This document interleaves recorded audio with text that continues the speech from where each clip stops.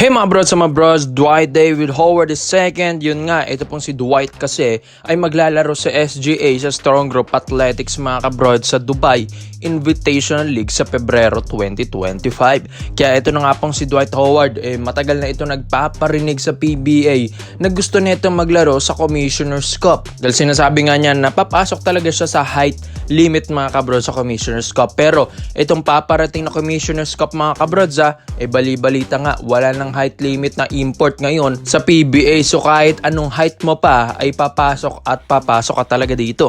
Kaya ito pong si Dwight Howard ay gusto na talaga mga kabrods. At bakit ba malapit? Dahil syempre, Strong Group Athletics, hawak yan ni Coach Charles Chu dito sa Philippines mga kabrods. Kaya itong si Dwight Howard ay marami ng backup dito sa PBA. At isa pa dito, hindi lang naman si Dwight Howard ang gustong kunin, kundi si Dwight Howard na mismo ang gustong maglaro dito sa PBA sa Commissioner's Cup. Dahil gusto rin naman ni Dwight Howard na makapaglaro sa iba't ibang bansa, di ba? Napapaglaruan pa nga niya. Kaya sa huling paglalaro niya ay dun sa Taiwan Mustangs pa naglaro ito pong si Dwight Howard bago siya umalis sa Taiwan Leopards mga kabrods. So hindi rin naman biro ito pong si Howard mga brods at 6'10" and 38 years old na rin. Ito pong si Howard. Well mga brods, veterano ng galawan nito. Kung makikita nyo rin naman yung mga highlights niya sa Taiwan ay talagang magaling pa rin ang isang Dwight. Although hindi na yung prime niya dati sa NBA, pero makikita nyo pa rin yung tigas ng pangangatawan, yung conditioning niyang kanyang pangangatawan, di ba?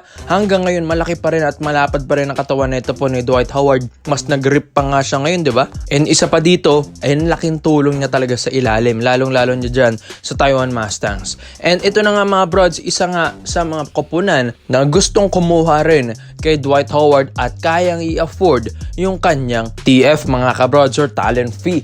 And ito na nga ang SMB, aarangkada na para makakontak ito pong agent ni Dwight Howard. May mga umuungal nga rin tayong mga rumors. Gustong kunin din ng Converge ito pong si Howard, pero alam ko mas afford ng SMB na kunin ito pong si Dwight Howard mga kabros. Dahil syempre, isa rin naman sa mga maperang koponan dito sa PBA ang SMB. At isa pa dito ay syempre ang SMB ay puntahan din naman dito ng mga legit former NBA players na malalakas mga kabros. Kaya ito pong si Dwight Howard, hindi malabong makapunta talaga ng PBA ito at hindi rin malabo na isa sa mga SMC group or MVP group ang mapupuntahan nito. Pero ang SMB gustong manguna na dyan sa pila mga kabros sa agent ni Dwight Howard. Pero yun yung lakas na ng SMB, di ba? Sa ngayon nga, busy sila sa quarterfinals against Converge Fiber Xers. Pero yun nga, after ng Governor's Cup na ito, focus na sila sa mga hanapan ng mga PBA imports sa Commissioner's Cup. Like ganito, gusto nilang unahan si Dwight Howard na alam natin, gusto na rin ni Howard dito sa Philippines. And isa pa dito, yung pagpaparinig pa lang niya na makapaglaro sa PBA sa Commissioner's Cup ay isa na yun sa sign na talagang malapit na itong makapaglaro sa PBA mga bro sa Commissioner's Cup. Well, alam naman natin na nandyan na rin si Junmar Fajardo and hindi naman din sila magsasapawan kahit papano mga bros. Dahil syempre, pwedeng palitan ni Junmar or pwede silang pagsabayan, lalong-lalo na siguro pag nagsabay pa sila ni Fajardo. Skillset ni Howard, alam nyo naman na siguro mga bros, block shot, rebounding skills neto, depensa, pukol na nga rin ito ng tres At isa pa dito, napakatigas sa ilalim nito ni Dwight Howard mga brods. 8 years ba namang ikong nag-NBA? Syempre, laki na talaga na experience mo. Tapos NBA champion pa ng 2020, grabe na rin yung confidence ni Howard. Kaya Dwight Howard to SMB. This video is brought to you by 1xBet. So matagal ko nang ginagamit ito mga brods at kumikita na rin ako dito. Kaya isi-share ko ito sa inyo kung saan ito pong 1xBet ay isang betting platform.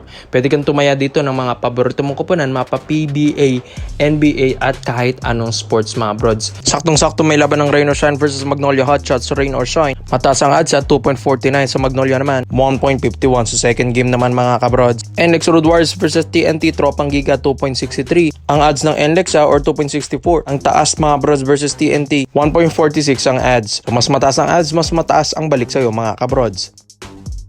Kaya nga, para makukuha mo yan, gamitin ang promo code na 1x overrated. Get up to 5,000 deposit bonus mga kabrods. and yung link nandyan sa pin comment section sa ibaba. So dito naman po tayo sa kabilang balita naman natin mga brods. Nabalitaan nyo ba? Ito pong si Derrick Rose mga kabrods. Ito po kasing si Derrick Rose announces his retirement kamakailan lang mga kabrods. Yun nga, sa edad na 35 years old, alam ko pwede pa eh. Pero syempre gusto na rin mamahinga muna. Ito pong si Derrick Rose sa basketball and mag-focus sa kanyang family and makapag-rest sa kanyang body rin mga kabrods. Syempre simula 2008 syempre nag-NBA na ito at yun nga, nakagawa pa ng history na youngest MVP player in NBA mga brods. Wala pang nakakagawa niya na sa edad na 22 years old, siya lang naman ang tinangal na most youngest MVP player in NBA history mga kabrods. Sa 22 years old pa lang niya yan, 3 years pa lang siya dyan sa Chicago Bulls, nakapag MVP na siya dyan. And yun nga mga brods, ito po